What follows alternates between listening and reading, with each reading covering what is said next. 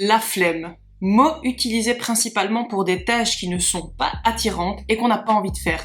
Prononcé en moyenne 500 fois par jour par un étudiant et prononcé en moyenne 0 fois par jour par un joueur de jeux vidéo. Pendant mes études, j'ai eu ce flash. Pourquoi ai-je autant de difficultés à me mettre à étudier et jamais de difficultés à me mettre à jouer à un jeu vidéo? Et surtout, est-ce qu'il y a un moyen de rendre des études aussi addictives que les jeux vidéo? La réponse est oui.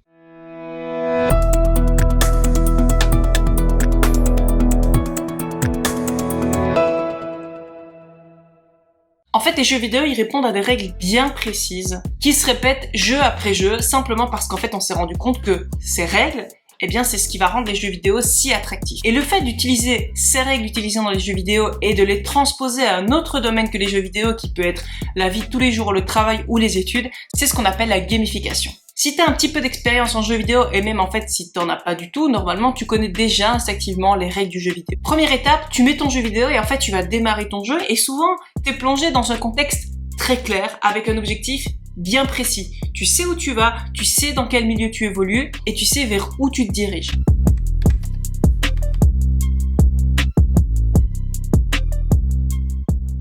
T'es guidé tout au long de ton aventure pour atteindre ton objectif final à l'aide de quêtes principales, mais aussi de quêtes et de missions secondaires qui vont t'aider à accumuler des connaissances, accumuler tout ce qu'il te faut pour te préparer à ton rendez-vous final. Bon, pas de secret dans les études, ton objectif final, ça reste toujours ton diplôme. Et en général, les objectifs que tu as en tête pour atteindre ce diplôme, ça va être tes examens ou éventuellement tes devoirs. Et en général, c'est là que ça s'arrête dans ta tête et c'est là que c'est une grosse erreur.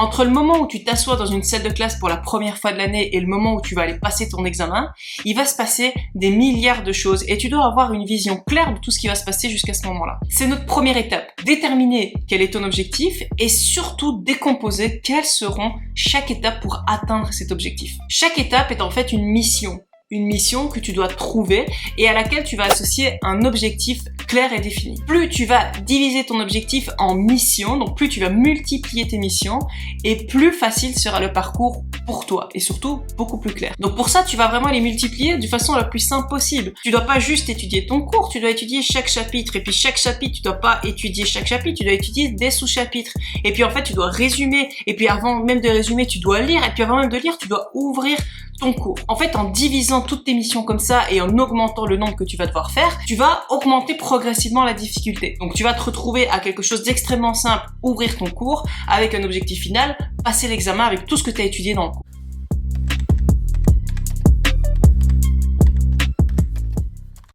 Cette difficulté croissante qui va augmenter petit à petit, c'est vraiment ce qui va maintenir ton intérêt. C'est ce qui maintient ton intérêt lorsque tu joues à un jeu vidéo. Au début, tu démarres et c'est relativement simple. Tu apprends à te familiariser avec les boutons de la manette, tu apprends à te familiariser avec le jeu. Et puis, plus tu vas avancer dans le jeu, plus le niveau de difficulté va évoluer. C'est exactement pareil avec tes études parce que c'est ça qui va te maintenir occupé. En fait, nous, on a souvent l'impression quand on est aux études qu'on passe directement de je m'assois à la classe à je passe un examen ultra difficile et qu'on n'a aucune transition entre les deux. En vrai, tu as des transitions, mais tu dois être ouvert et tu dois surtout voir ces transitions et te rendre compte de ces transitions. Je te prends un exemple concret avec un jeu vidéo auquel j'ai joué. J'ai joué à un jeu vidéo il y a quelques années, ce qui était en fait l'histoire d'un samouraï qui devait lutter contre l'invasion des Mongols. Ce samouraï, au tout début du jeu, il y a quelque chose de très intelligent qui est fait par le créateur de ce jeu vidéo et que au tout début, tu te familiarises un peu et très vite, tu te retrouves face au chef mongol, qui est le big boss du jeu. Et tu vas devoir l'affronter. Et c'est un combat très court, mais surtout très inégal. Et évidemment, je me suis fait laminer face à ce chef mongol, ce qui était l'objectif du jeu. Parce qu'évidemment, j'avais une armure extrêmement faible qui me protégeait pas du tout contre les coups. J'avais qu'une toute petite épée de rien du tout. J'étais pas du tout rapide dans mes déplacements et dans mes combats. Je savais pas où frapper. Bref, mon personnage, il était pas du tout équipé pour affronter ce chef. Résultat, je me fais laminer. Mais en fait, tout au long de l'aventure, je vais accumuler des armures de plus en plus puissantes. Je vais fabriquer des armes. Je vais trouver des armes. Je vais apprendre, m'entraîner, combattre d'autres adversaires qui sont un peu plus faibles pour finalement finir le jeu, affronter de nouveau le même chef tout à la fin du jeu, mais cette fois-ci avec un combat beaucoup plus égal et qui me semble, moi, beaucoup plus simple. Le problème avec les études, c'est que toi, t'as l'impression qu'en fait, t'es dans le même jeu, mais au tout début et que ça s'arrête là. Donc ça veut dire que t'affrontes direct le big boss et que tu te fais laminer et c'est tout. Et ce que tu dois voir et ce que tu dois comprendre, c'est qu'en fait, tout le reste de ton année, ça va être cette évolution de jeu. Tu vas accumuler des forces, tu vas accumuler des connaissances, tu vas accumuler des compétences, tu vas t'entourer et finalement, quand tu vas arriver face au big boss, tu seras prêt.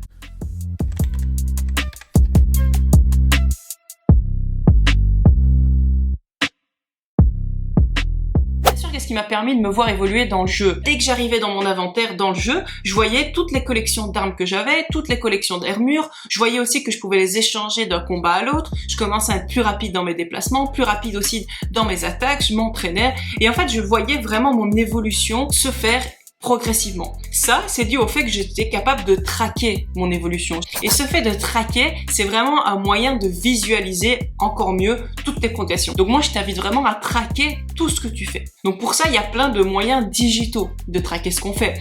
Avec notamment Notion, j'avais créé un template, si tu vas aller voir dans la description, pour les étudiants, pour leur permettre de mieux traquer leurs études et mieux traquer comment ils étudiaient sur Notion, qui est pour moi le meilleur outil digital de tracking. Bien sûr, il y en a plein d'autres. Un autre gros problème d'imaginer tes études comme un big boss que tu vas affronter directement sans étape intermédiaire, c'est le problème que du coup, t'as pas droit à l'erreur.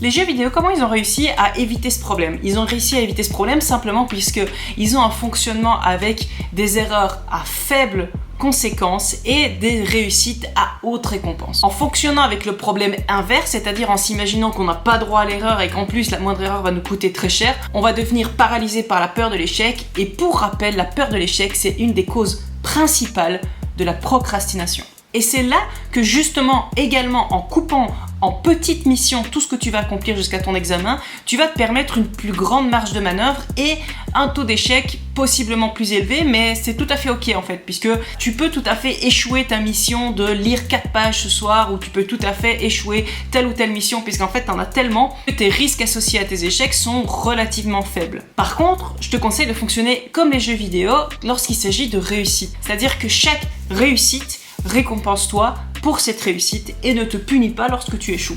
Les jeux vidéo, ils sont vraiment plein de créativité quand il s'agit de trouver des récompenses. Ça peut être des nouveaux accessoires pour ton personnage, des nouvelles compétences, ça peut être de passer un niveau, ça peut être de l'argent virtuel, ça peut être plein de choses qui vont en fait te faire sentir bien et te faire libérer ta dose de dopamine. Donc sois toi aussi créatif, mais respecte surtout 2 règles lorsque tu te fixes des récompenses. La première règle, c'est que ta récompense doit être fixée à l'avance. Ne réfléchis pas après, réfléchis avant de réaliser ta mission, quelle sera la récompense associée. Essaye aussi que ta récompense soit proportionnelle à l'effort fourni, c'est-à-dire ne va pas t'acheter un nouveau PC parce que tu as lu 4 pages. Et la deuxième règle essentielle, enfin presque même la troisième là en fait, ça va être que tu dois te récompenser le plus rapidement possible après avoir résolu ta mission. Essaye d'avoir le laps de temps le plus court possible entre le moment où tu as réussi et atteint ton objectif et le moment où tu vas te récompenser. Le fait d'avoir cette liberté de choix sur la récompense que tu vas t'offrir, ça va te donner une impression de contrôle sur tes études.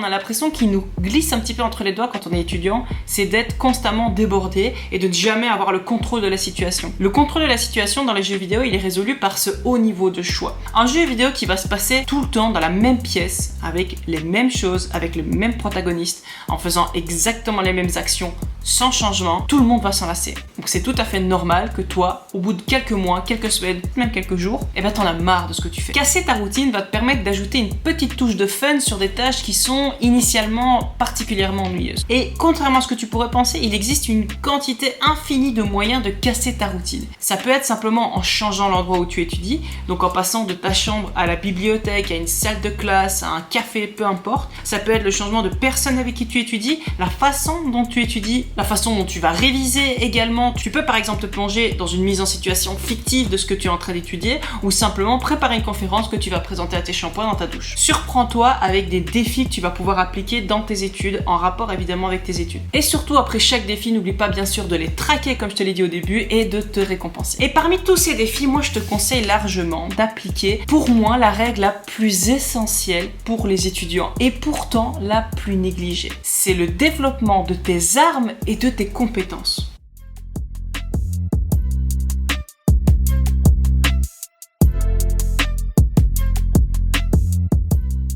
Lorsque mon samouraï n'a pas réussi à battre le chef mongol, c'était pour des raisons tout à fait simples. Il n'avait pas les bonnes armes. Une fois qu'il a réglé ce problème avec toute son aventure, ça y est, il a battu le chef mongol. Le problème de l'étudiant, c'est que lui, il ne collectionne rien. Et en fait, il se contente de faire le strict minimum, mais il le fait mal. Et donc ce strict minimum lui prend tout son temps libre. Il fait que étudier ses cours, dans des conditions où il est fatigué, dans des conditions où il n'est pas en forme, dans des conditions qu'il n'aime pas. C'est extrêmement chronophage et surtout, ça fonctionne pas très bien. L'étudiant oublie souvent une chose, c'est que son boulot, c'est d'apprendre. C'est un apprenant professionnel à temps plein. Et quand on apprend, il faut avoir des outils et des compétences pour être un bon apprenant professionnel. Être étudiant, c'est pas juste mémoriser ses cours, c'est être organisé, c'est savoir gérer son temps, gérer sa concentration, gérer son énergie mentale et être constamment mentalement au top de sa forme. Tout ça, ce sont tes armes. Et si tu ne les possèdes pas, tu vas passer toutes tes études à affronter tes boss, c'est-à-dire tes examens, sans la moindre arme. Tu peux les battre,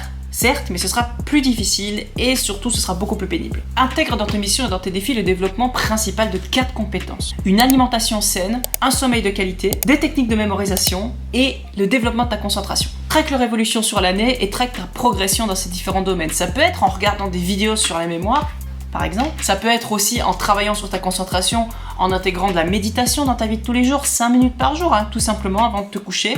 Ça peut être en contrôlant et en traquant le nombre de légumes que tu vas manger sur ta journée, de switcher tes repas. Ça peut être en traquant tes heures de sommeil. Ce n'est jamais du temps perdu. Parce que même si tu prends du temps sur tes études pour traquer et pour développer ses compétences, tu ne perds pas de temps parce que ce temps, il est réinvesti puisqu'en fait, tu vas augmenter ton niveau d'énergie et tu seras beaucoup plus efficace et productif. Tandis que si tu ne développes pas ces compétences et que tu perds ton temps à mémoriser et continuer à étudier, comme tu étudies de mauvaise qualité, tu prends plus de temps pour le faire et tu rentres dans un cercle vicieux. N'oublie pas, personne ne t'a forcé à être là aujourd'hui. Tu le fais pour une bonne raison et tu as un objectif clair à atteindre. Et c'est pas parce que tu t'es fixé un objectif dans ta vie que tu es obligé de souffrir pour l'atteindre. C'est pas parce qu'on est étudiant qu'on doit souffrir. Les études ne sont pas censées être douloureuses et pénibles. Cette vidéo, normalement, elle va déjà t'aider à passer cette souffrance. Si tu veux avoir plus de conseils, rejoins la communauté de plus de 800 étudiants que j'ai dans ma newsletter qui reçoivent chaque semaine un mail de conseils,